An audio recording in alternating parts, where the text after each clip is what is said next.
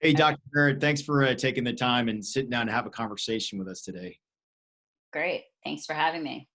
So the first thing I was noticing when you were recommended as one of our guests, I saw that you're working and your building is actually in a pretty nice location right off of Battery Park. And the last time I got an opportunity to go out there, which was pretty special for me, was I got a chance to officiate a retirement ceremony for a guy I served with in second and first Ranger Battalion. So, and I saw some Mhm. pictures from your office, and that's got to be an incredible view that you get to experience every day. Yeah, so we actually we actually moved recently because of the pandemic to over to 57th Street, but because of the pandemic, we've been doing a lot of telehealth. So I've transitioned now into seeing a lot of my clients virtually, which is interesting because I've always spoke to a lot of my clients. I have clients in Saudi Arabia, I have clients in Canada, all over the place, all over the country. So in my favor, luckily, I've already had a format where I've already been seeing my patients remotely. So I feel blessed that in that sense. Well, that's pretty neat. And it kind of opens up on one of the things that we've dealt with as a challenge during the pandemic. So, I know we talked as we were working through coordination with you before we started. We've got a facility that we call the Lancer Performance Center, where we've brought a bunch of resources together and integrated with, now what we call the health and holistic fitness team. And as they're working through this process, we've got a dietitian and a nurse practitioner and a nutritionist, and they're it's really good and after how do we help this healthy lifestyle and improve what our shoulders are doing.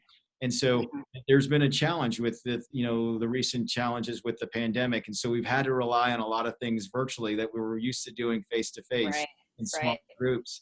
So you mentioned doing a little bit more visits with your patients virtually. What else, or how do you kind of managing through this time frame now? I know this, you do a lot of YouTube videos and stuff that they're talking about healthy eating and some choices and some of the stuff that you've done prior to some fitness events. But what are some other things that you've had to kind of adjust in your approaches? I would say, some of the testing we have kind of transitioned into doing different types of tests, and also them shipping, the kits out to them remotely versus them coming into the office.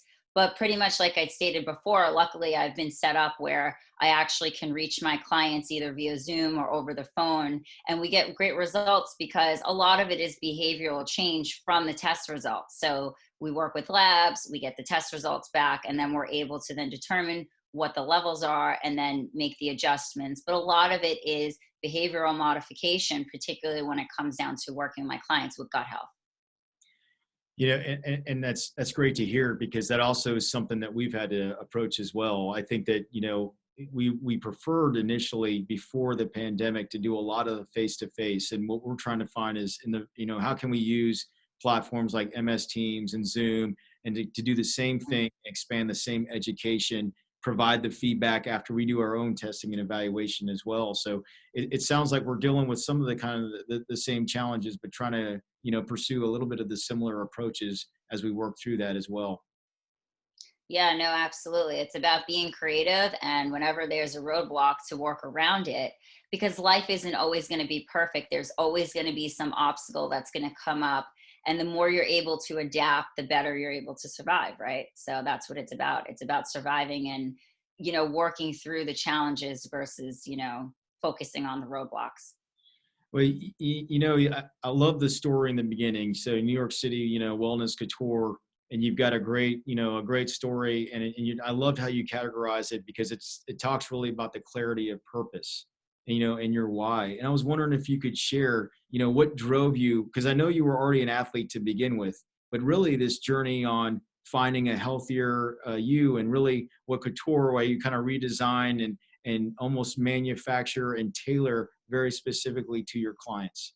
Right. So I started out as a physical therapist. So I'm a native New Yorker, born and raised in Brooklyn and Staten Island and Manhattan, and really wanted to.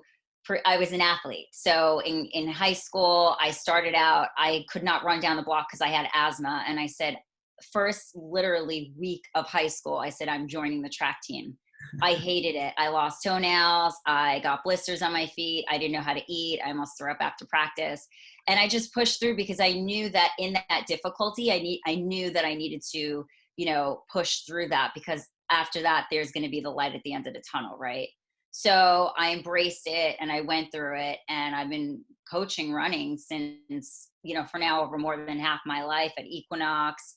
And so I pursued the career of physical therapy because I realized, well, I really like fitness. So what better way to work in an environment where I can do exercise and teach people exercise so that way they're healthy, right? So I went into physical therapy. I got my doctorate in physical therapy, and I said, oh, I wanted to work for the Yankees. And I actually had my first clinical affiliation was working with pediatrics. And I also love children too. And I said, well, maybe I should just work with the pediatric population. So I started working with peds in the public schools and also in the home. And I realized a lot of these children who have developmental delays actually are delayed because their parents are on certain medications that causes, issues with the blood viscosity, meaning the thickness of the blood. And that actually has a lot to do with, how they develop in utero, whether that amniotic fluid is thin or thick, will depend on if that child or the child growing in your stomach is actually able to meet its developmental physiological milestones when you're, while the child is developing. So I realized going into the homes, a lot of these kids were not eating properly, and this was leading to them having constipation. Maybe they weren't rolling on time. So, for example, 9-month-old children that are supposed to be, cruising at this time, already rolling at 4 months, crawling at 6 months, and they're just laying on their back. And then I see that a lot of them are being fed, Similac, which is corn syrup, is the first ingredient. No fault of their parents. This isn't a blame game. It's just an educational experience that more adults and more children and as a community we need to talk about. We need to talk about our food source and how we get our energy from our food source. So then from there, I decided to become a nutritionist. Yeah, that's great. I mean, I love when it starts from the beginning. Like you have this challenge, right? You're the example of what we talk about with our soldiers, this mindset growth. We've talked about grit, and I've talked about, the different stages, and really finding, this purpose that you have. And I love the fact that, I was reading Urban Meyer's Above the Line book, and he talks about, every choice that you have, it's living above or below the line. And it's really about this mindset. And below the line, it's this, irritation mindset. When can this be over? This is miserable. I just want to, Right. the survival one. I just want to get through this. And then, but slowly the living above the line is the choice of, it's purposeful. What I'm going through is going to make me better. And so, it's impressive that you started, when you don't run down the street and you're feeling like you're throwing up. When you're telling this, I'm kind of laughing to myself because, I was watching my whole family go through this, and we're all living together because every household today is kind of going through their own experience. And so for Right. me, and I've showed and have shared pictures with this is, you have a pandemic, and for Team Chung, we redesigned and built an entire gym in our garage because we found Right. the right gyms were closing and it was difficult. And so I've got a 17-year-old son, I've got a 16-year-old granddaughter, 32-year-old, daughter, and a 10-year-old. Wow, that's impressive. You look so young. Yeah. And so as we walk through this, every one of them had a different level of fitness. And Right. then just as you mentioned, right, I opened up my cupboard, Rice Krispie treats, Yeah. Funyuns, all this. And I just told them, hey, when we get back, and then we go into Christmas break, I said, everybody's going to go back on the program. And so that very first workout, for both my grandkids and my son, it was a pretty traumatic experience, which, if you have a traumatic experience and it ends up being impactful, then it can be the start of some growth. And so I shared that, my grandson went from running, the very first, we ran about 3 miles that first day, split up, and throughout the entire workout in mile, sets. But that first mile, he was running at 11:30. I thought my knees were going to end up extending so slow and painful. But after about the 10th or 11th workout throughout the entire block leave, here's a kid that didn't eat healthy. Now he's eating healthy and he's running 8:34 miles. And Right. he's able to do all these, circuit trainings. He's able to do high intensity training, and he's looking forward. But, it's that mindset something that, you start off with is like, I'm going to join the track team. I'm going to do this. I try to pull those guys and pull the game control out of their hand. I had about a mutiny on my hands. So Right. where did you get Absolutely. that? Where did you get that mindset from? Did you get that from your mom, dad, or growing up? I just think being biracial and coming from two different cultures, it's already difficult to already fit into this world. You don't check all the boxes of what a white person should be, or a black person should be, or what a Latina should be. So I think that, that gives you a different perspective of like what life is, because it forces you to think about life differently, period. So you always feel like you never fully fit in, and I think with that, it almost makes you dig in deep and find your truth, at least for me. So, one of my principles that I hold true for myself is finding your truth and living your truth. And that's why I started Wellness Couture, because I can get to the root cause of why my clients are having their difficulties and figure that out, versus taking a top down approach, which is a symptom, and then you have a pill or you have a protocol. Now I'm building these custom programs that are formulated specifically to my clients' needs. So that's really important to me. So for a lot of these, I thought it's also interesting when you were talking about how you really started focusing on children, and there's an education portion of this that you start. And a lot of times, I kind of laugh because, I tell my kids a lot of times when they're going and eating McDonald's and fast food, it's like they're eating these memories. Right. They remember, fries, a milkshake, falling in the ball pit. And and it's like, I really want to get a Big Mac, or I want to do something. And it's nothing against that, but a lot of times after they eat it, they go like, oh, I feel horrible. I feel sleepy. And so it's how do you teach kids at a young age the discipline, and really in moderation? And, Hmm. I find, if you got any tips that you can share, I know there's an education piece. I've met so many parents that go, hey, we're going to cut everything out of their diets. And you end up seeing these kids Right. later on, they go completely hard the other way, you know? And Right. so I was wondering if you got any tips that you could share, that when you educate parents, how do you teach kids a little bit of discipline and moderation when it comes to eating healthy? That's a great question. So just to backpedal, I mean, everybody has difficulty changing their habits, even adults, even adults. So when working with the pediatric population, it's hard because the parents have to make different choices for themselves. It's So true. if the parents aren't making good choices for themselves, or out of convenience because we've been conditioned to learn that the children's menu is appropriate and nourishing for our children when they're not, it's convenient. And it's the convenience that gets us continuing to feed our children non-nourishing foods. So what do? It has to be an approach that's tackled with it's a whole family approach, right? So it's not the separate meals, it's eating the same foods. It's trying to be creative in, making it fun, giving them choices, and also teaching them, of the educational piece, like having conversations, or maybe, creating a meal together and cooking together where they feel like they can participate, and that empowers them. So it's a step by step approach. It's not, let's just change your diet. Let's stop going to McDonald's. Maybe you start to decrease the amount of time that you spend in places like that, and maybe start creating your own meals, and maybe even going a step further and taking those meals to the park and enjoying nature.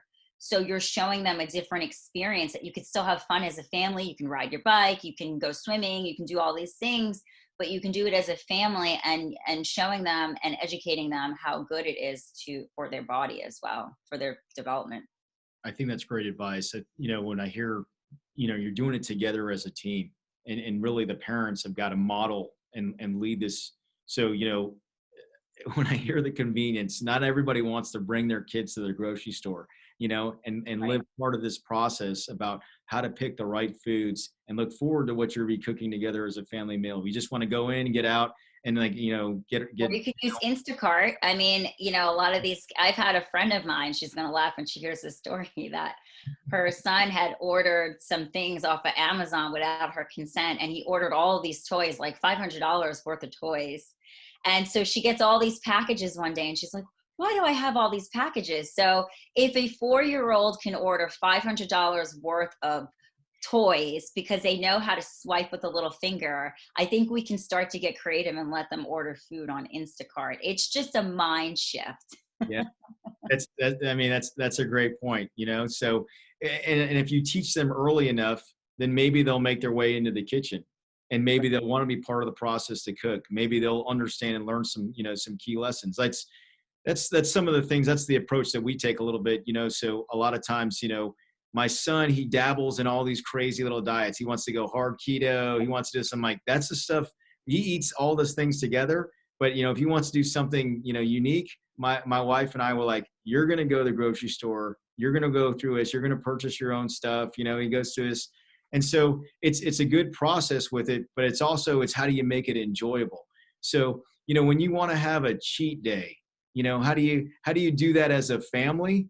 And then, we'll talk about the same thing that we can maybe carry on to teaching our young soldiers, that are 18 to 21, and even now adults that, our metabolism is not as high as it used to be. But for families, how do you have a cheat day together as a family? That's a good question. So I believe in the principle 20/80. So 80% of the time, you should be doing what you're supposed to do, right? Because we all should be doing what we're supposed to do, right? You get up, you brush your teeth. Everybody has a routine. There's a consistent routine. So keep that consistent routine 80% of the time. And 20%, maybe make it a once a week thing where you have a pizza night, once a week, or something to reward your children and yourself. To be able to enjoy yourself, because life is about balance. When you are consuming food, it's an intention and it's a thought. And a lot of people feel very guilty when they feel like they're having these cheat meals. Oh gosh, I'm off my diet. What am I doing? So now you're consuming this food with this bad intention and guilt. So do you really think that that food is going to, it's not only bad for you, now it's not going to give you no nourishment because you're putting in that bad intention when you're consuming that food. So I think that if we start looking at things as a balance, right? Not everybody goes on vacation every day. So, when you start to live life in more of a balance, then you can appreciate those times that maybe you're not supposed to be eating this, but it's going to have less of an impact on your health because your body knows what it is. Okay, maybe this isn't real food. The liver can handle it. I can detox this. I can get this out, and it's not going to cause any health harm. But when you consume something like that and you have the flip where you're not consuming, you're consuming nutrient deficient foods, you are not nourishing your cells. And then that's where you get disease. Yeah. And that's as we transition a little bit, that's the same kind of the challenge. And I think this is what our H2F facility is trying to educate our soldiers with, and we just had, Chef Irvine come down, and he comes around and he visits a lot of the military, dining facilities that we have. And he talks about, how do we get this demand of soldiers to come eat at these dining facilities? And then at the same time, how do you build this, this atmosphere, this experience? So it's like a restaurant, but at the same time, the same thing that you mentioned, right? Our soldiers, want convenience. But they also want healthy, but at the same time, they don't want to be waiting around because they know there's Amazon and there's other, options that are available. So we're trying to teach them at the same time, how do you have this balance, cheat days, and at the same point, make healthy choices at least consistently. And he made an interesting point because, and you probably have some reference on it. He did a study out there at Columbia University. I said, hey, what are students doing? And he said they did a study of, very similar to the problems that they had, but they chose to cook everything fresh. And then as you went in there, as students came in the first year, they had to go 90% into the food program. Second year, I think it was like 50%. And then the third year, they had the choice of doing that. So it was kind of an education, and it was also making it appealing, providing some additional variety and convenience. But, for the same things for soldiers that are coming in 18 to 25 that may not have had any of those same healthy eatings or experiences in the family unit, what would you recommend for them to just start off? How do you go back and try to start some healthy habits? So, it takes about 21 days to create a habit. So I think it's just a step-by-step gradual process. First thing is training your taste buds. And I always tell my clients, you have to think of nutrition as training your gut, right? We go through training, you go through boot camp, right? To work for the army and, you go to school to get a degree. So we need to start thinking about food in that sense, because they don't teach us proper eating habits in school. And if you're lucky, you get it taught at home, but oftentimes not. So to be able to go into this matrix of wanting to make changes, you have to be kind to yourself and realize that, where check in with yourself and see where you are, and slowly make those changes little by little. Maybe the first step is probably, I would say, even just filling your plate. If it's buffet style and they're coming in and getting some food, they could start piling up, noticing what are their habits. Do they have only meat on their plate, and the vegetables are like, maybe less than their palm size full? Maybe you can start putting 50% of vegetables on your plate, and then the other half, either meat or some sort of carbohydrate. So just being mindful of like how much plant foods are you consuming, because the plants have a lot of phytonutrients and a lot of nutrition. And when you start looking at foods as like, can I find this food in the forest? Like when I went hiking in New Hampshire, I can easily find berries on the mountain. Literally, they're growing on the side of the mountain, and I can identify what that food is, and I know that it's nourishing, and I can even eat something in the wild. But will you be able to find a bagel in the wild? No. So you have to start looking at foods like, if you were stranded somewhere, can you find that food physically? Is it tangible? And then from there your source. Okay, if it's made in a factory, most likely it's processed, and most likely I should stay away from it, and I should be consuming foods that are more in its natural state. Yeah, those are great tips. And so for a soldier, if I kind of outline the very first day, they're going to start off with some intense physical activity. They're going to get an opportunity to transition, eat breakfast, go through the duty day, get a little bit of a break, eat lunch, go on transition, and eat dinner. So for those that are waking up and going to do, physical training right off the bat, what would you recommend, as a fuel? Because I've heard you talk about it, and I think it was a discussion right before a marathon or a half marathon. And it was like, hey, it takes about 1 to 2 hours to digest anything that you're putting in. But at the same time, what's the fuel that your body needs that can quickly go through? And if you can highlight any tips on caffeine, that would also be great. Yeah.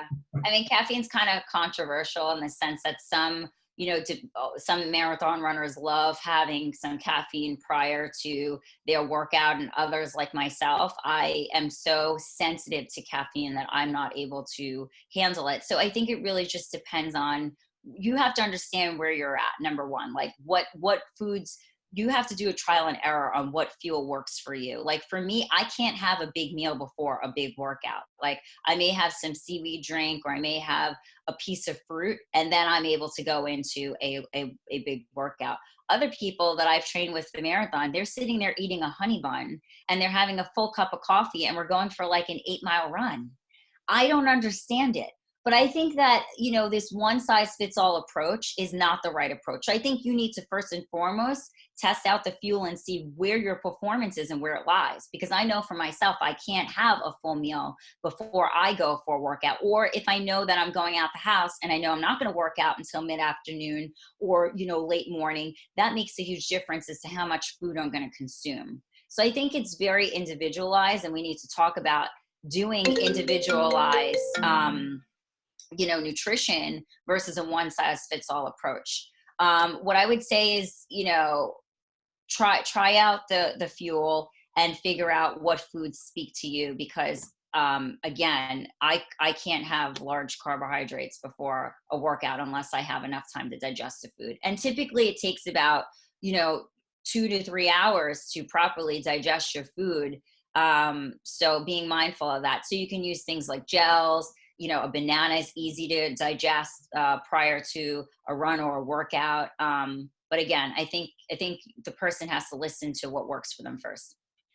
Yeah, I think when you think about it on the construct of looking at food as fuel, and then going through a little bit of a trial and basis period, that's probably a good approach as you're walking through that. I think that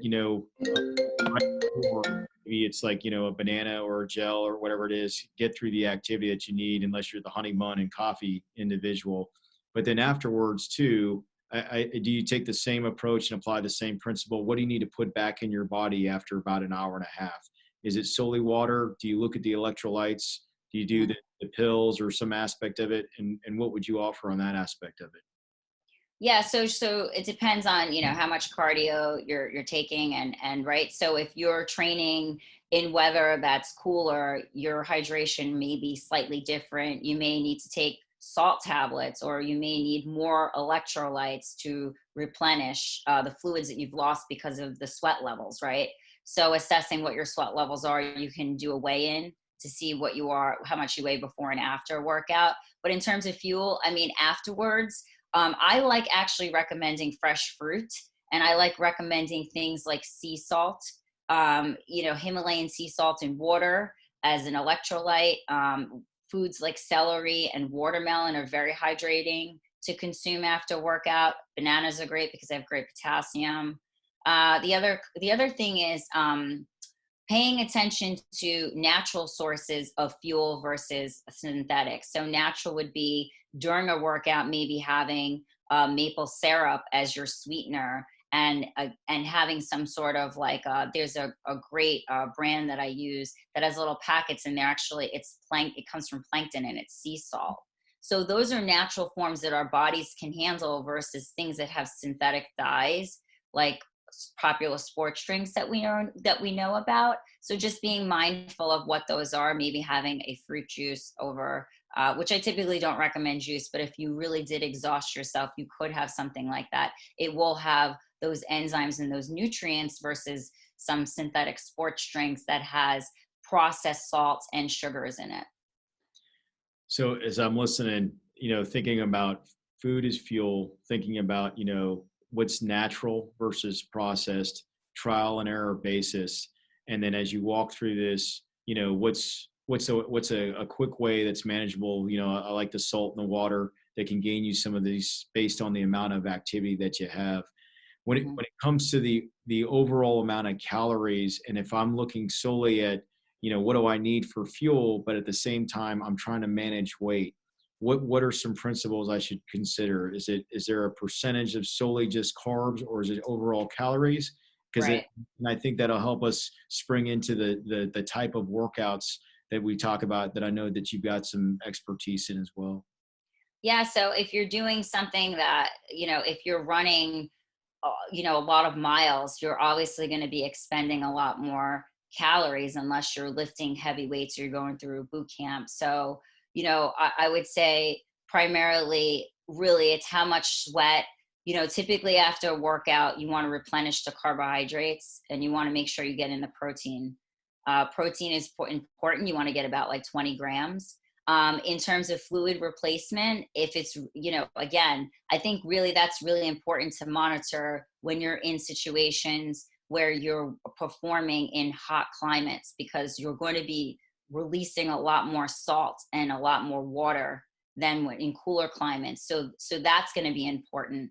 In terms of calories, everybody has, again, you can go through a formula where you can see where your activity level is, and based on your height and your current weight and what your goal is. So if you are trying to lose weight or trim down, you may want to consume less, obviously, than other people who are not worried about managing their weight. But I always go back to the principle, and what I really actually don't focus on as a nutritionist. I don't really focus on calories.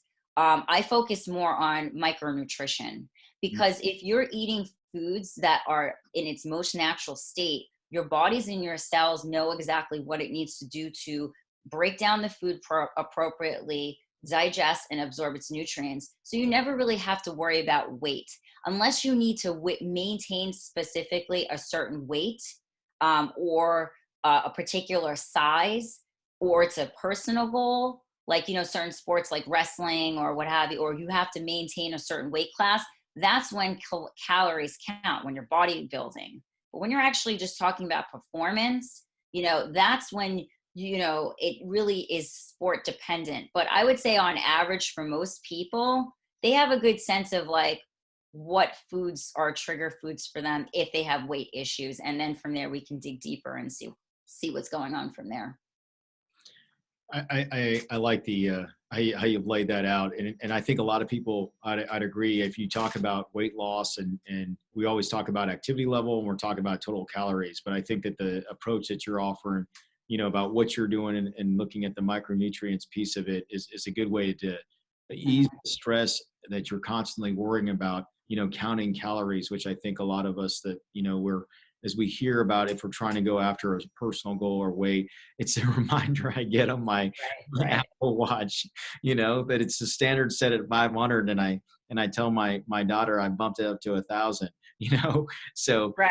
And that's exactly to my point. So, I know it sounds like a lot of the times I'm not giving you a direct answer. And that's because you have these calculations that, to be quite frank, don't work perfectly.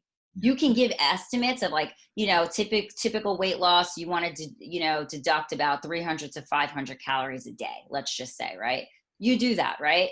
But like, what if you're deducting all the calories, but you're still not eating any nutrient dense foods and you're still going to get the results. So that's why I say it's the quality of your food over the calorie consumption. Unless you're specifically so tight in it, you have to maintain a tight range for a specific sport, because then you're going to get more nitty gritty on and everything, and it's going to make a difference in your physique and how you look. But for most people, it's really figuring out, like, I mean, to be honest, sometimes it's like, if are you even going to the bathroom properly every day? Like simple things like that. If you're biologically not processing food properly, you're not, eliminating your waste properly, that could be a major contributing factor to the fact that you're holding on to weight.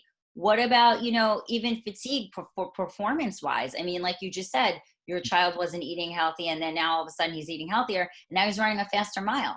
So when you start targeting nutrition on a micronutrition level, performance goes up, fatigue goes down, weight, holding your weight of your set weight of what's considered healthy for you is easy and attainable to do without any effort. So the focus, in my opinion, where nutrition is going, and we're going back to the basics of where it should be, is feeding the cells versus trying to count calories. Mhm.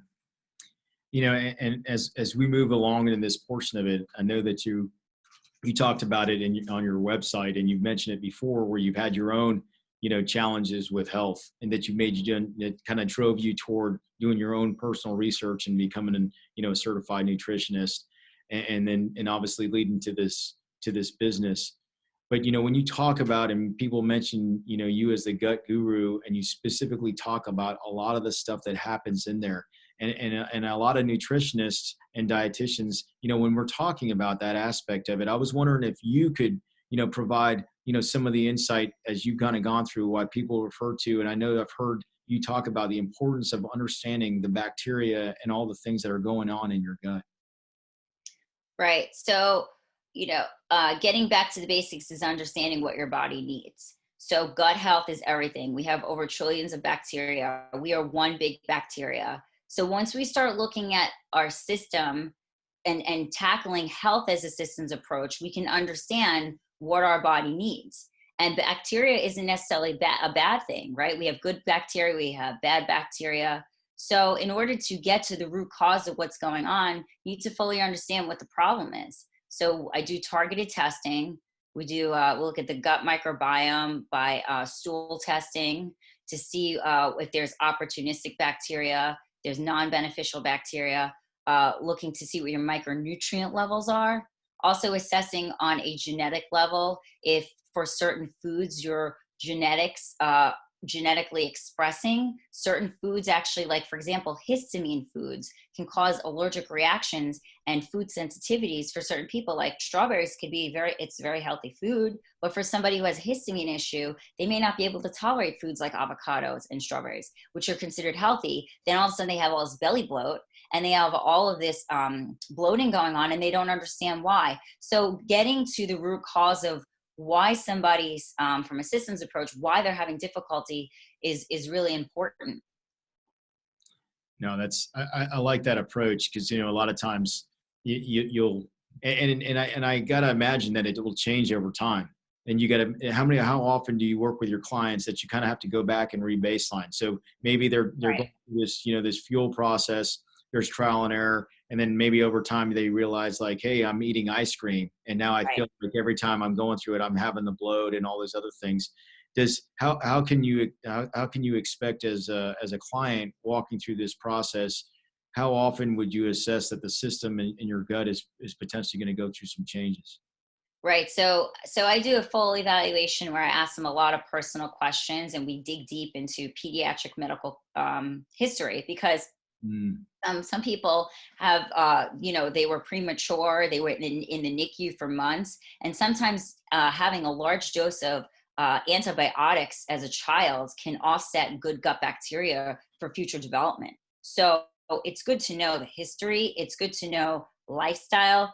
How many hours of sleep are you getting? What kind of, are you going through a stressful event like a divorce? What are your eating habits? Lifestyle habits?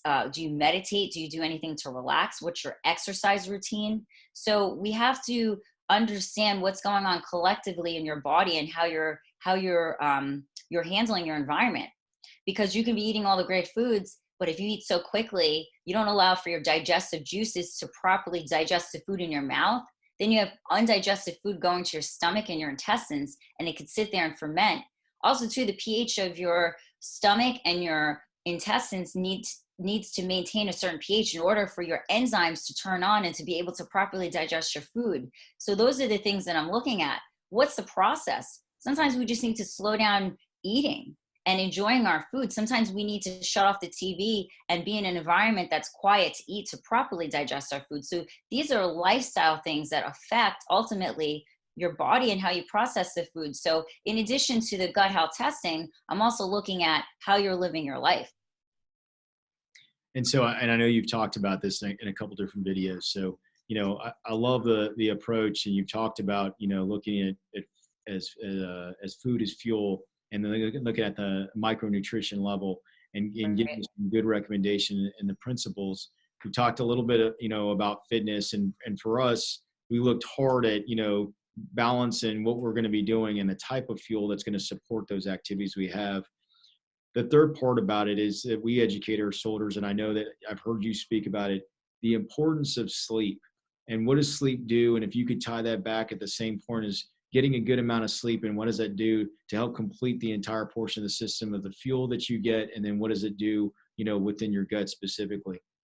Right. So a lot of us, and I'm guilty of this for many years, you think that 5 hours is enough because you're like, well, if I go to bed at 12 and I get up at 5, I'm strong. And for some reason, we almost glorify less sleep. It's like, oh my God, I only got 5 hours last night, but I worked 14 or 12 hours. And everybody's like, oh my God, you're amazing. And like, nobody's going to give you a trophy. All you're doing is breaking down your body more and more. And you're not giving yourself the chance to detox. So when you go to sleep, your body is detoxing, your cerebral spinal fluid is getting a flush. So you are allowing all those toxins, you're allowing your liver, you're allowing all of your organs to rest and do what it needs to do. It has a job and it needs to get it done. So if we start looking at our body as, look at all these autonomic, right? So I don't have to think about my heart beating. I don't have to think about my liver detoxing. It just all does it wonderfully, by itself. And so if you get in the way of that and not allow your body to properly rest, it's just like going for a workout. When you do a hard workout and then you try to do the same exact workout the next day without proper recovery, how is your performance? So now we have to start looking at our body like, this is what's happening in my body. We can't see it, Yeah. but we know what it feels like when we didn't get a good night's sleep. So what do you think that does to your body overall in general? And in time, eventually that can create a breakdown and disease. So we need to start thinking of sleep as a huge lifestyle factor that we have control over, and we need to make time. So a lot of the recommendations that I recommend is trying to, because a lot of people have set time they need to wake up. So most oftentimes the time you wake up is something you cannot change. So don't focus on that. If you can change it, great. But I would focus on when you get to bed. So I always recommend setting an alarm before you go to bed, an hour before you go to bed, because then you give yourself an hour to, whether you want to watch TV, which I typically recommend reading a book, because you want to stay away from blue light. that can disrupt your circadian rhythm. It disrupts your melatonin levels, and then you don't get proper sleep. So shutting off the blue light an hour before you go to bed, reading a book, stop fluid consumption because you may be getting up and going using the restroom at nighttime, and really getting your body ready and preparing to shut down and get ready to relax. What about the detractors of the phone and alcohol when it comes to sleep? Yeah. So alcohol definitely, I mean, some people knock out as soon as they drink, and others it keeps them up, or they don't get proper sleep throughout the night. So you have to be mindful about how alcohol does affect. You do not get a full restful sleep, even though you think you got a restful sleep. You do not get a full restful sleep. It's just like going to bed on a full stomach. You're instead of allowing your systems to shut down and do what it needs to do, it now needs to do it to do something else. So you're asking your body, you're requiring your body to detox the alcohol, and also you're requiring your body to detox the food when your body should be focused on other processes. So just being mindful of that and holding space and being kind to yourself if you do decide to do that here from time to time, but just remember the long-term effects of it. So when you go through your program and you talk with your clients, is your as you identify the root cause and then you look through nutrition, exercise, and sleep, it's the entirety of the system and the approach. It's not just looking at one thing at a time. Is that true? Yeah, I take a systems approach where I look at sleep, meditation, physical activity, the foods that you eat. We check in, at least twice a month. If they need more time, then I give them more time. And we create goals. We set goals every 2 weeks because you think it's something so easy. It's so logical to think, oh, I can just take out this food. I can sleep more. But again, it's a habit. Remember, these are years in the making, especially adults. We condition ourselves, we get stuck in our routine. We also don't have diversity in the foods that we select and we eat. So we're creatures of habit. We get into routines, and then we just need to hit the pause button, reassess, realign. So that's what I help my clients do. And then we figure out, well, what is it that you need to work on? And I allow for them to think about it as well. I don't need to tell them what to do. They need to come to the conclusion of what's going to make them a better person and what it is that they truly feel in their heart they need to work on, because I can tell them all the things that they need to do, but I try to guide them into what they think is best for themselves. So when they find the root cause of what it is it usually a combination of both? I mean, some aspect of it, changing the lifestyle, when it comes to exercise, getting more sleep. And I got to imagine, so we're talking all the things that, your expertise focuses on, but it's also got to be the same thing. It says, okay, what about the additional portion of the work and the prep that involves? So it's everything that impacts that. I can't get a healthy meal because of convenience and I need to run through the drive-through. I can't Right. sleep because I'm worrying about this presentation or the stress of whatever's going on. And so I like a couple of things about the technique that you mentioned about setting an alarm and avoiding the blue light.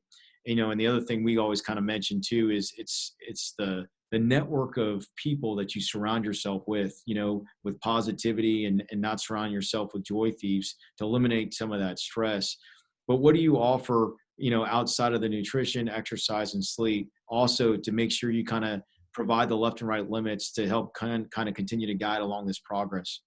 Yeah, it's a good question. So for some people, the scale is their you know they use the scale to hold them accountable. For others, it's they're going to be getting married in a few months. For others, they just want to go throughout the day without feeling bloated. Some people just want to use the bathroom. So those are the triggers, right? Those are the problems, and we want to create a solution. So they have to understand over the next 2 weeks. If you're caffeine sensitive, you're already high strung type A personality, you need to consider maybe how much caffeine you're consuming, because that's disrupting your sleep. It's making you feel more stressed out. You are using coffee as a replacement, a meal replacement. So now you're not even getting the nutrients that you need. So when we really start talking about the why, I don't want to talk about just the symptoms and how to get there. I want to talk about the why. When you start having those conversations, you can really connect with people and really understand, oh, you know what? I didn't never thought about that. Actually, this type of behavior is impeding me to get to that step. So when you really start looking at your truth, you really start looking at your why, it makes the conversation a little bit different. And then that creates a little bit more motivation. Hey, so you mentioned something.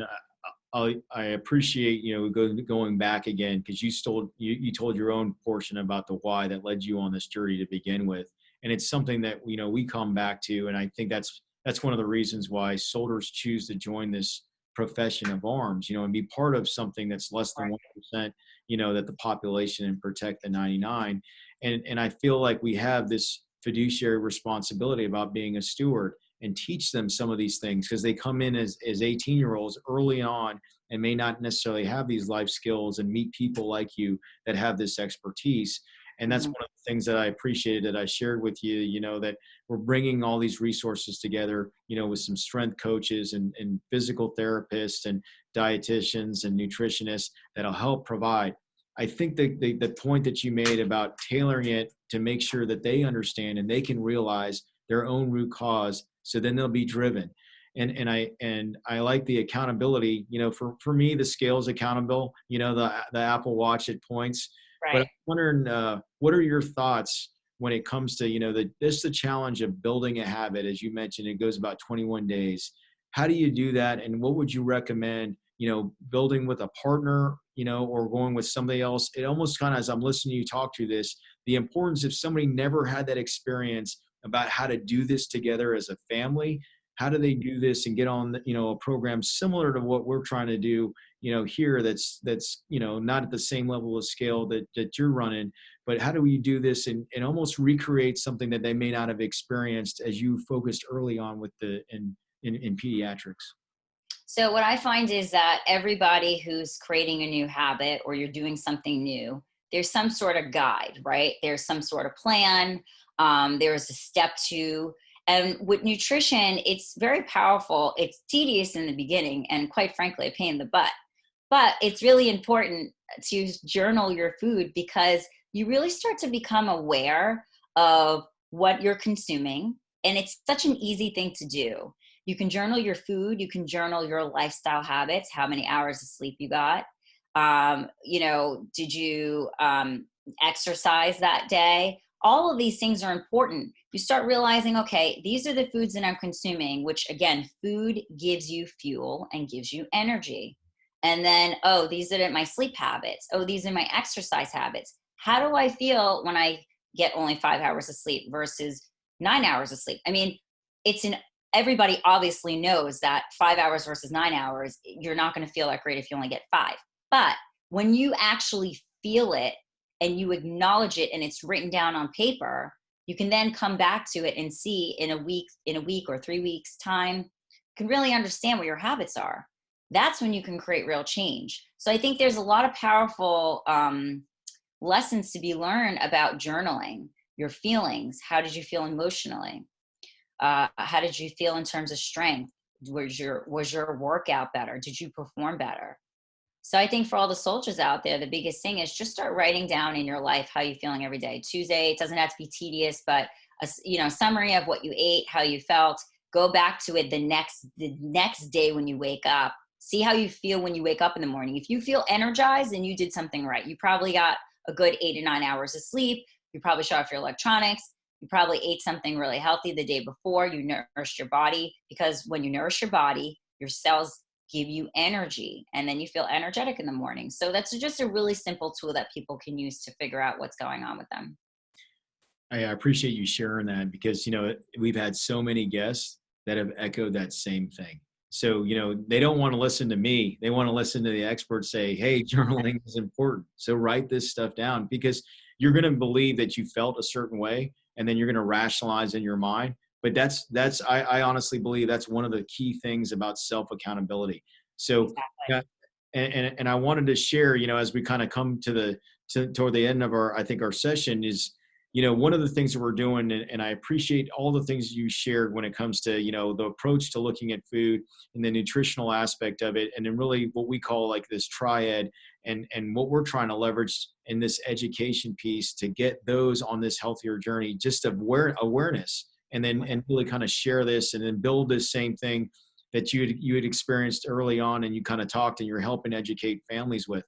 we're starting a pilot program where we're really focused on building a warrior culture, and in the sense of it's not just this physical, aspect of it, but it's how do you create this portion with multiple approaches of the technical, tactical, physiological, psychological, and then becoming a better teammate.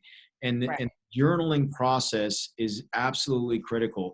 And so these key resources that we have in personnel that have some experience like you do in some of these fields, we're going to take 14 of our sergeants, the ones that are the most subordinate, leaders, but have like, a large and increased level of responsibility because they're the closest to, the soldiers that are coming in that are youngest generation, 18 to 25, and give Right. them everything in terms of resources down to here. So it's our own little wellness couture, here, Right. Lancer Wellness That's Couture. wonderful.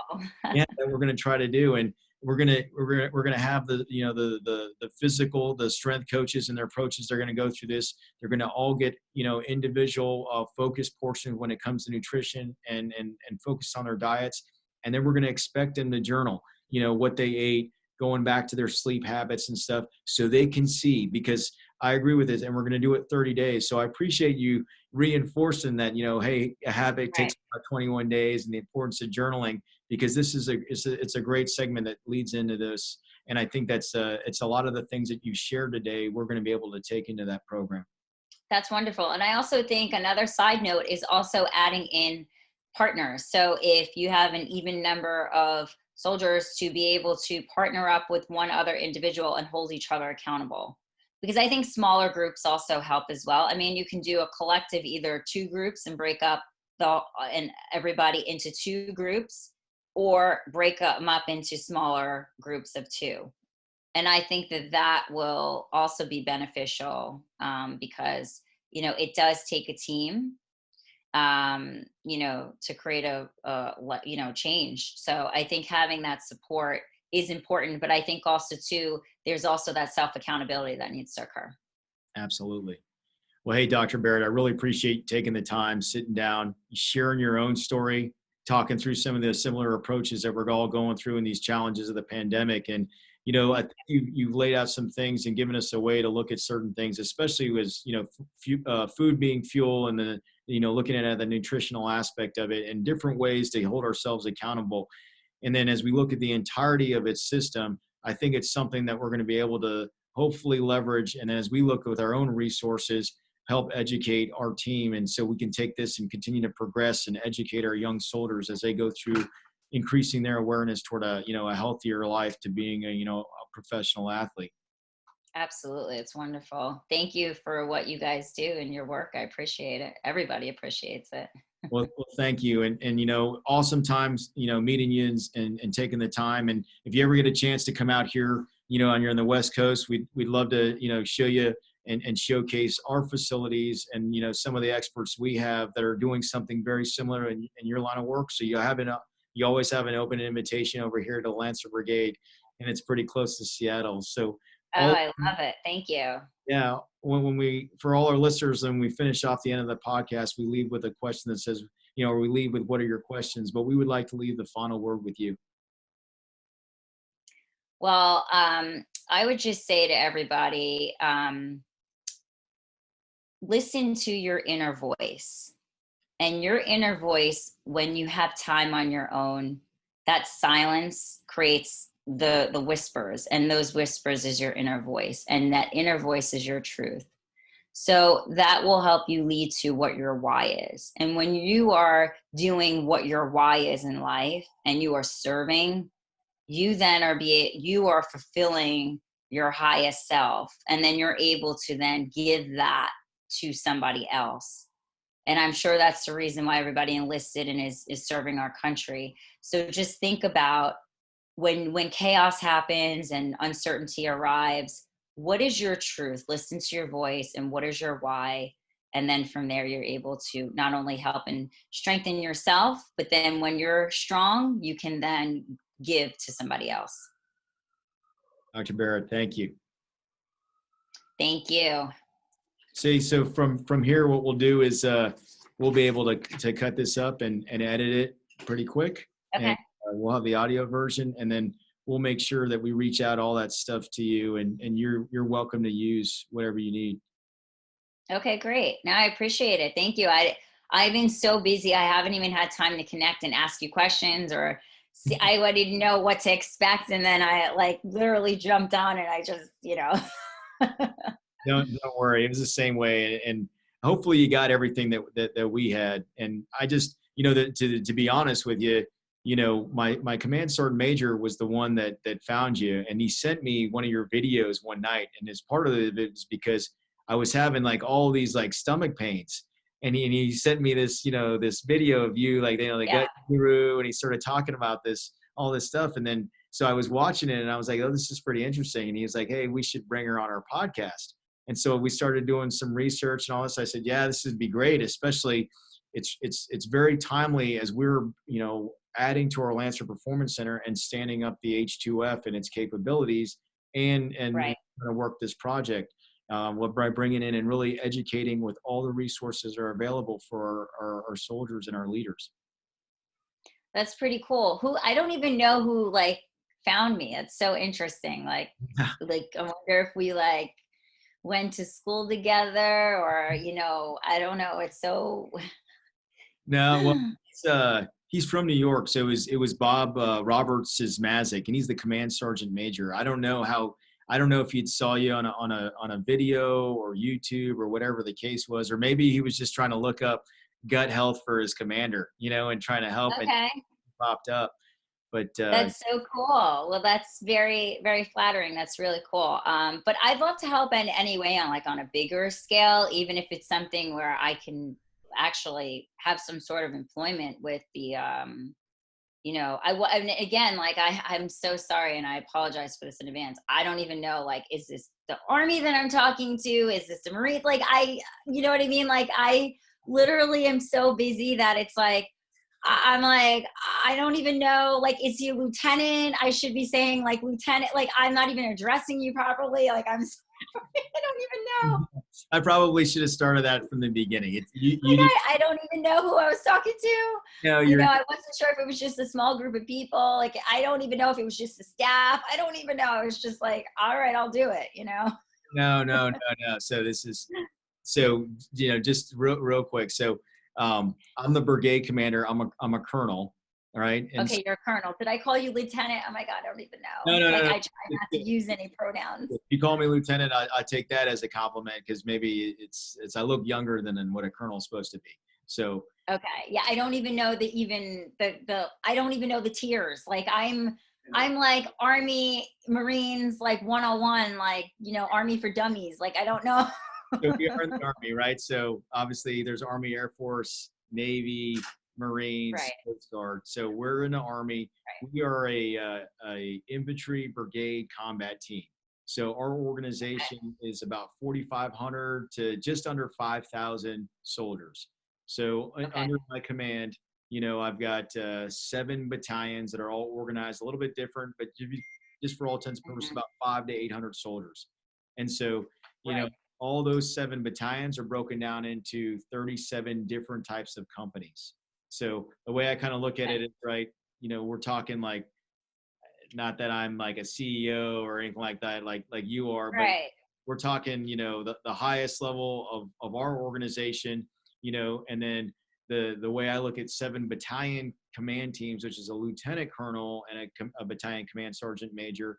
And those are individuals that have been in the Army about 20 years, 17 Okay. to 20 years. So I've been in the Army 23 years. I went to West Point. I graduated in 1998.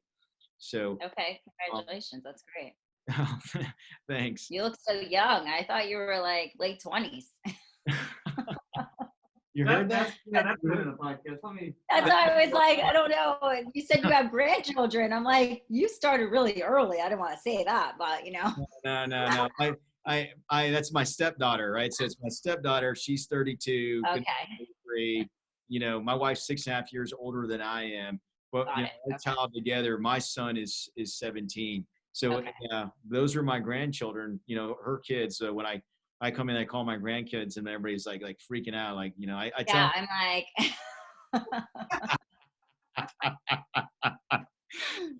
What a way to tell your age, I guess, you know, like, got a lot of plastic surgery. So, and we started this endeavor of doing podcasting because what we would normally do is in the military, we're used to having large formations or smaller groups, Right. and we would communicate everything that we were doing.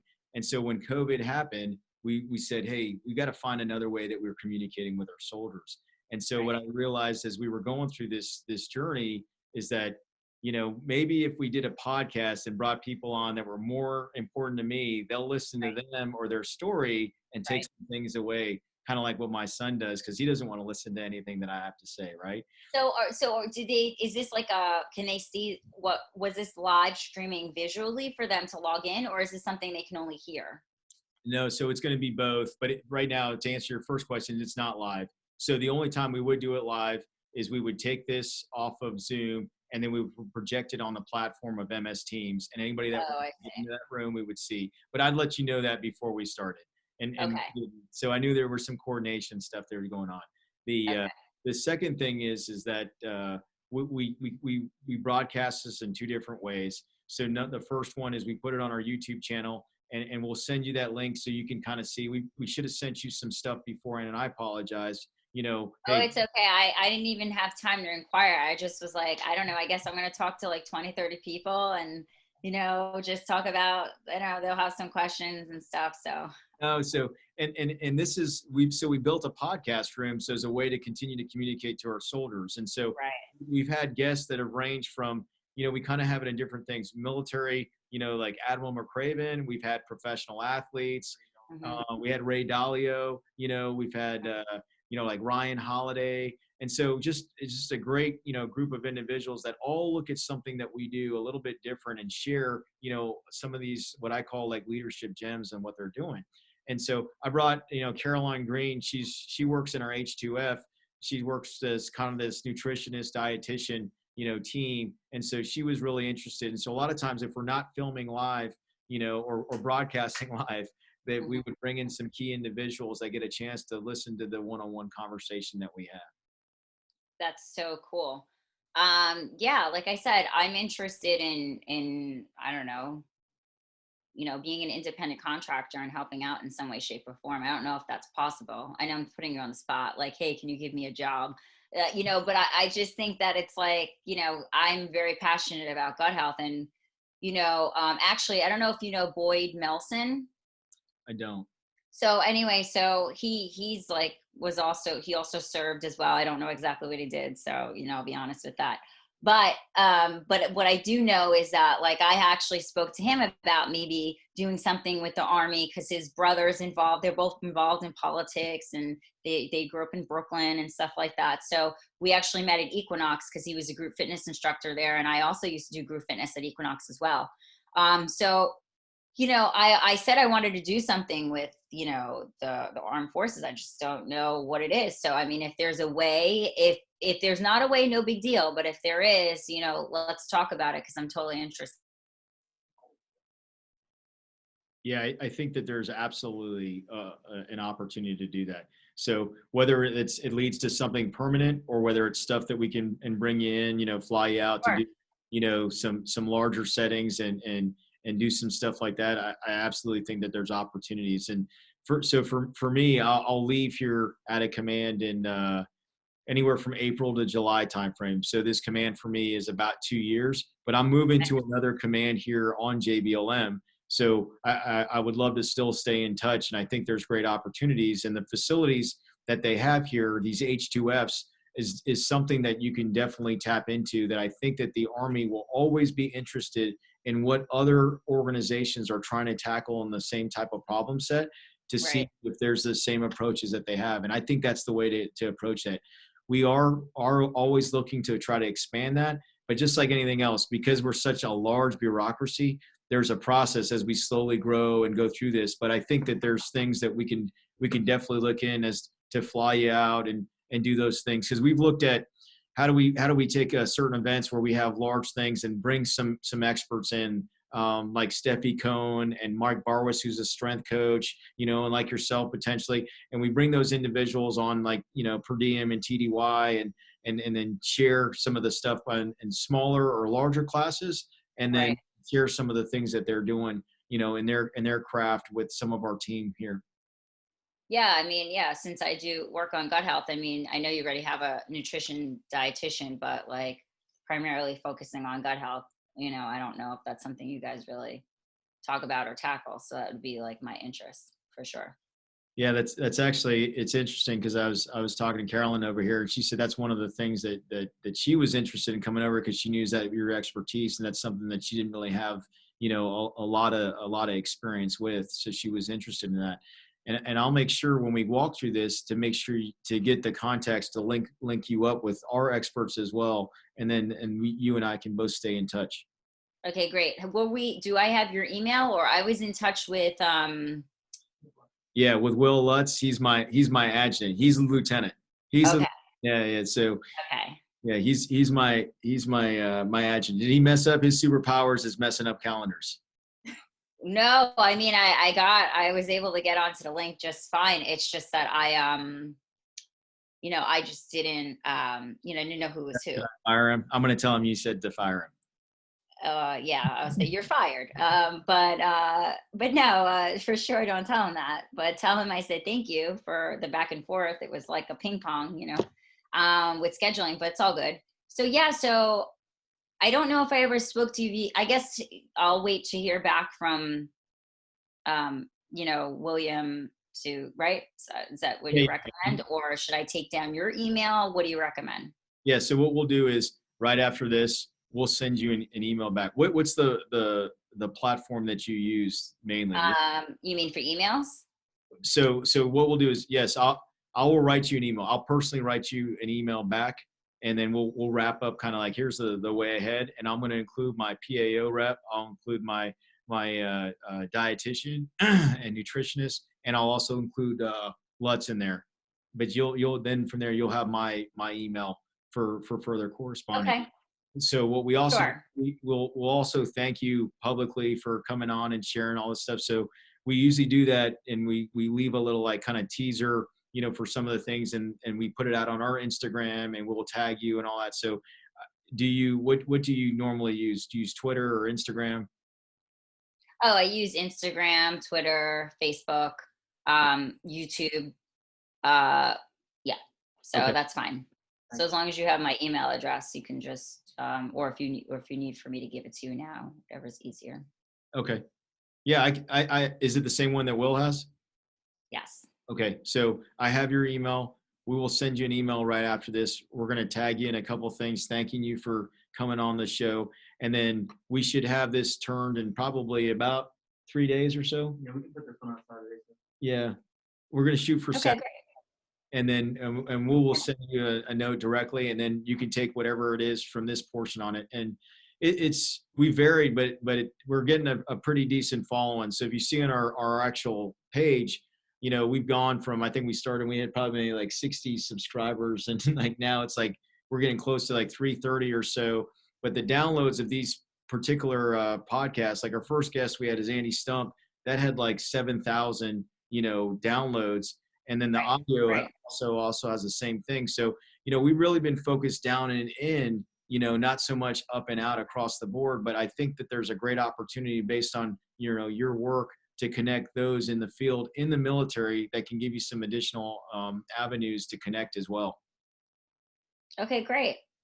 Thank you. I appreciate it. Absolutely. So, okay, Dr. Barrett, take care. Thanks for everything. Okay. Have a great evening. Thanks again. Okay, bye.